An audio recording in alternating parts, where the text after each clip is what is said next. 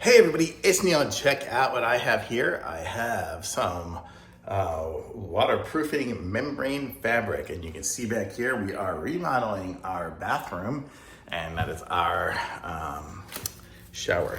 So I'll just show you guys what this stuff is here. So this is it here. So this is what we're gonna put around all the corners and everything. And okay, so this is it. Kind of feels like fabric.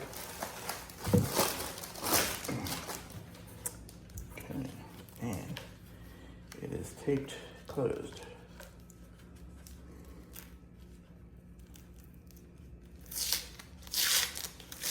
Okay, so here you can kind of get a feel for what it is here.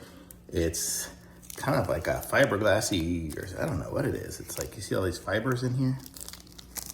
So it's definitely a cloth. I don't know if it's what it's made of, but this is it here, and it's gonna go around in here, around all the corners and everything. So it's gonna just be a nice thing that'll keep it waterproof and help us with our cracks and stuff, because you know sometimes there's like cracks in the corners, things leak through there, but we won't have that problem with this. So very cool, nice to have this stuff. Very good, thumbs up.